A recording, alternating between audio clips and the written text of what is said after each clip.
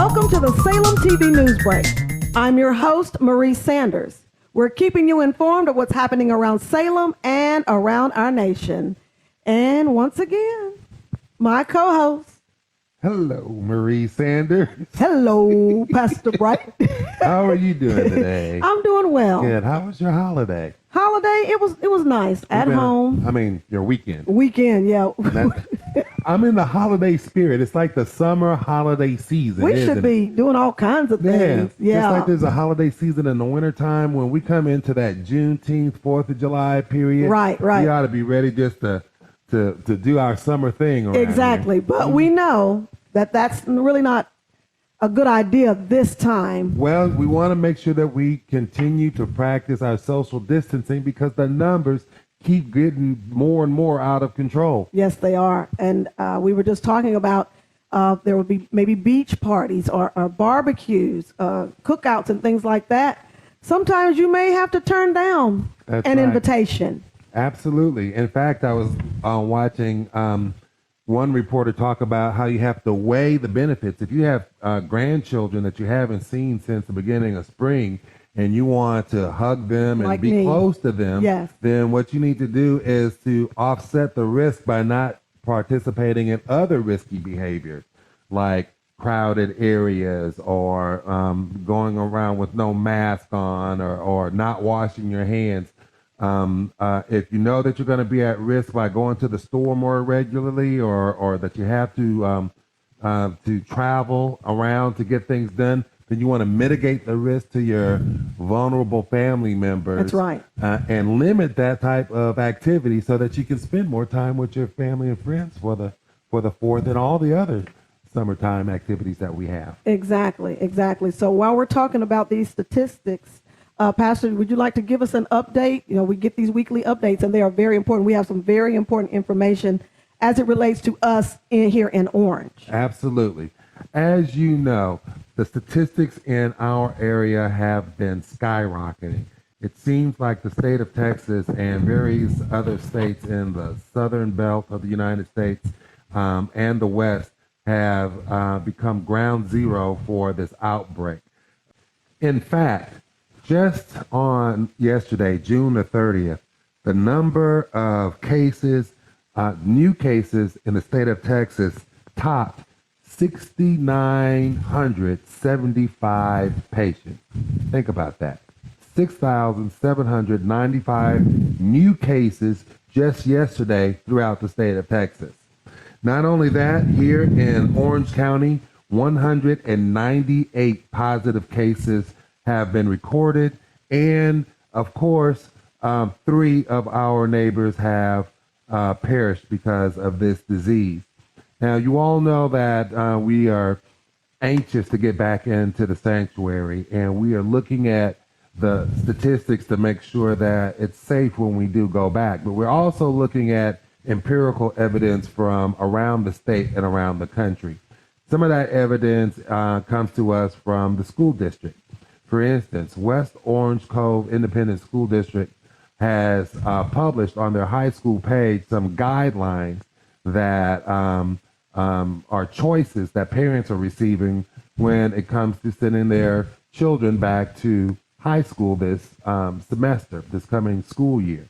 The question is whether or not you're going to have your child go onto campus and participate in things like regular health screening, temperature checks, one-way hallways, staggered start and stop times for pickup and drop-off, just a myriad of special measures that are intended to keep the child safe, but seems to change the nature of the education and the experience while they're on campus. On the other hand, they're offering distance learning, where teachers will be assigned to students and they will keep up with their schoolwork virtually at home. The question is, what would you do and what will we do?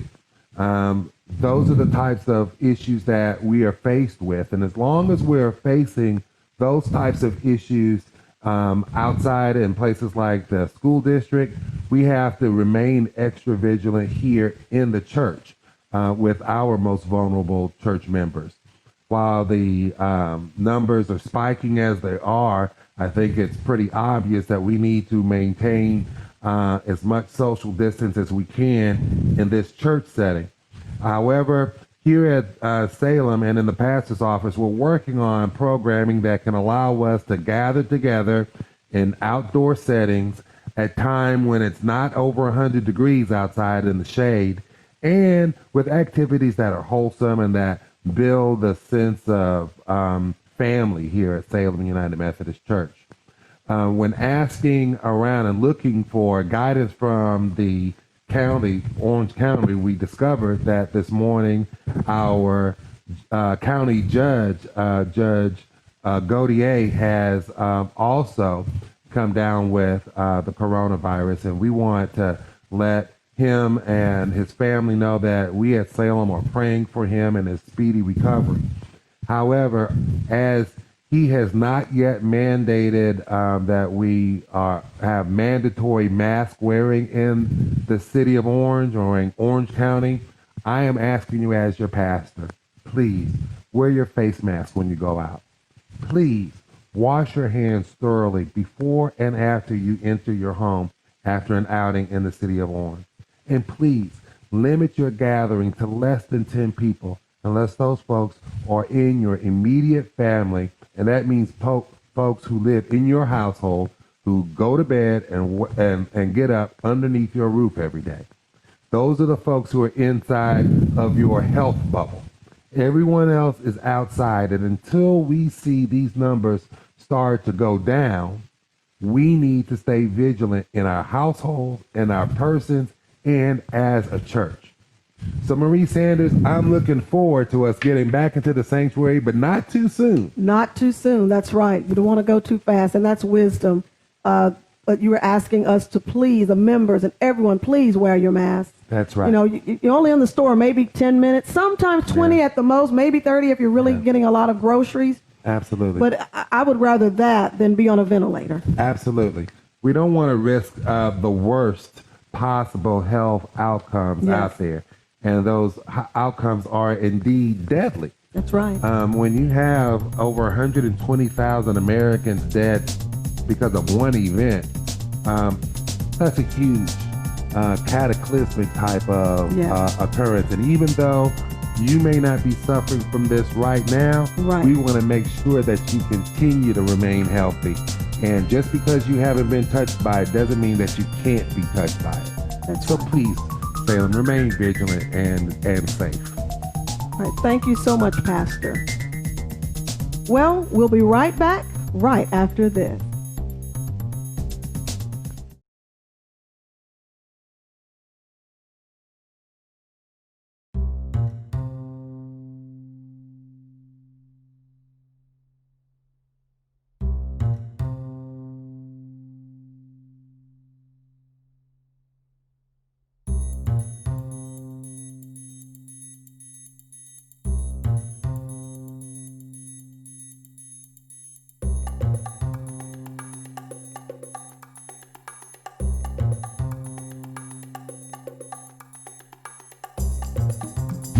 How long have you been incorporating media into your work?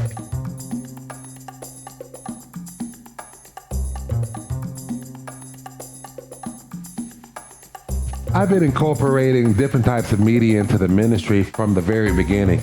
I started off with print ministry, and we had a newsletter at St. Mark's, we had a newsletter at St. James, we had a newsletter at Sloan Memorial. We've even had a newsletter at Ebenezer at my last appointment, but we kept pushing the envelope forward, and we tried various different types of broadcasts. At first, we just set up a camera and would record the sermons. But in my last appointment at Ebenezer United Methodist Church in Marshall, Texas, you know, ladies, that we did a lot of video work there. And I guess it all started with the Bella Bright show and the Bright Sister show, but we were able to start to incorporate more production value into our broadcast of the worship service. And that's what has carried on here at Salem United Methodist Church. But we've taken it another step further here with the Salem TV News Break. And my goal is to continue to push this multimedia type of ministry even into new and more exciting areas.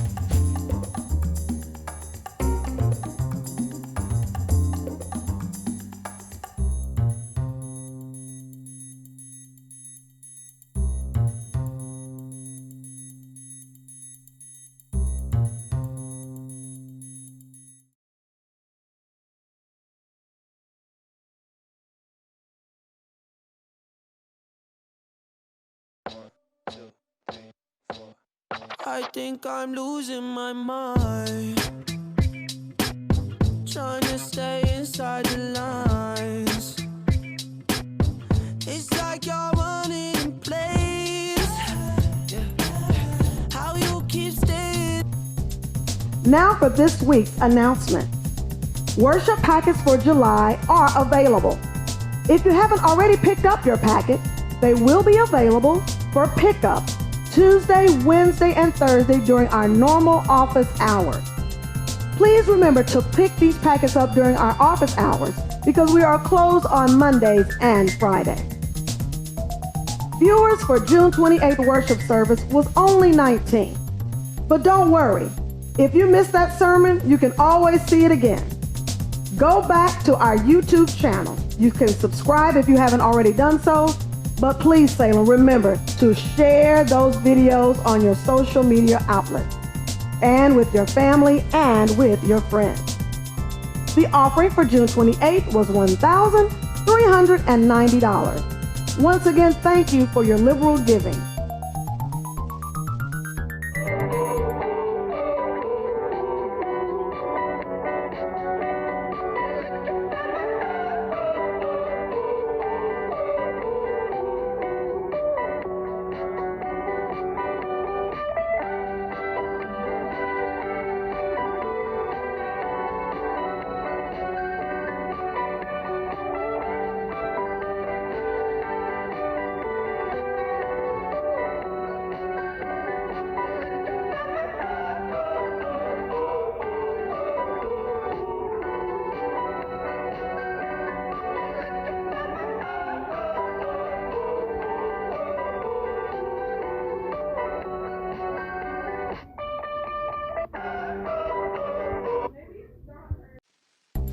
Hi, I'm Bella Bright, and this is my sister, Bijou Bright. And so today for our arts and crafts, we are going to make a self-watering plant. Yes. We have been thinking about starting a little herb garden, so we thought this would be a really cool craft. So, here's what you'll need. This is a regular 2-liter soda bottle, some little decorations on the side, a Optional. knife. Yes, a knife to cut, a drill for the hole on top, and a hot glue gun for your decoration.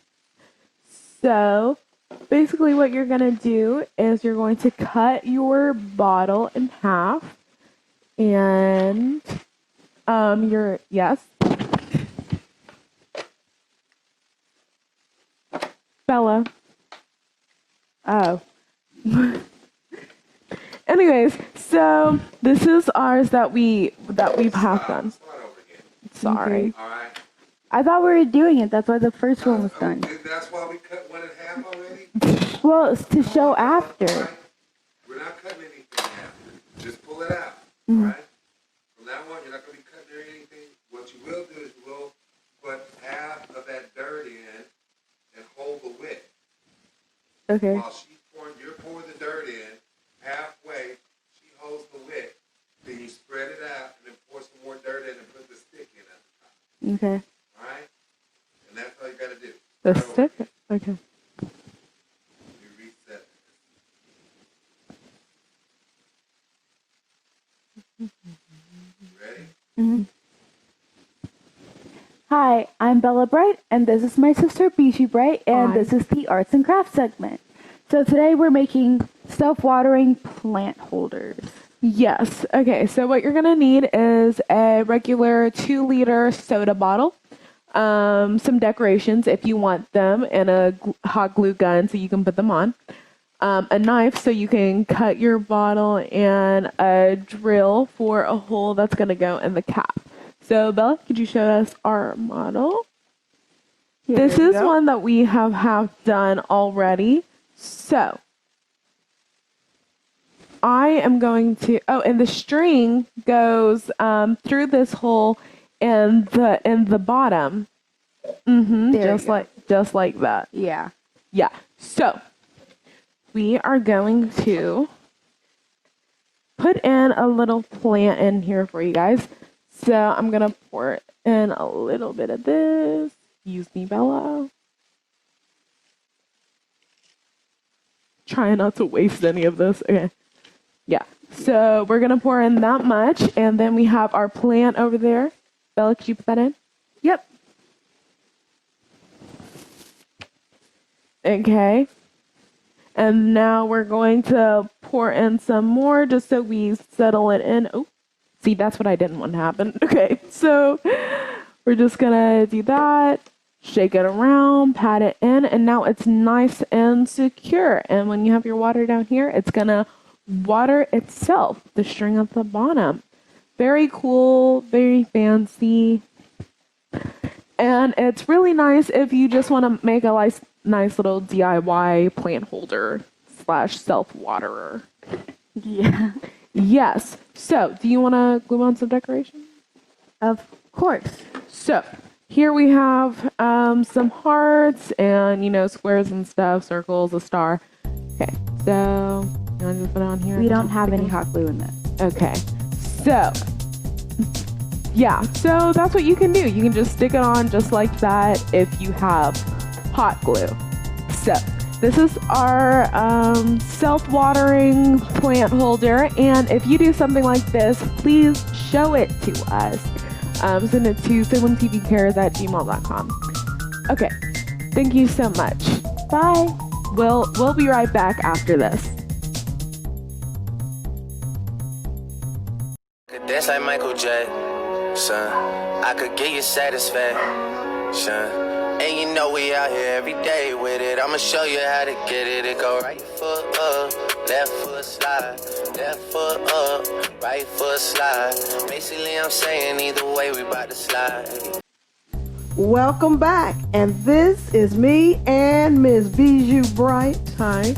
And this is our favorite segment. What is our favorite segment? The food segment. Yes. Yes, so tell us what we have today. Okay, today we have some nice Nutella French toast rolls. And these are actually pretty easy to make. All you have to do is get some bread and flatten it out and cut off the ends. And then you spread some Nutella on the inside like you're doing toast. Roll it up, dip it in egg, and then fry it like you're making French toast. And then you just put it in some cinnamon sugar. And you're done. Dress it with maybe some honey, some strawberries, and Wow, this is a pretty dish. yeah. Yes, I would like to see this maybe at a brunch, a small brunch. Yeah. It's a nice little thing to It's eat nice. for the morning. So, you want to try? I think I do. Okay. In fact, I know I do. Oh, I got an extra strawberry. Let's see. Okay. You all, I really wish you all could smell this. This cinnamon and the honey smells absolutely very good. amazing. You want to try it? Want to try it? Here we go.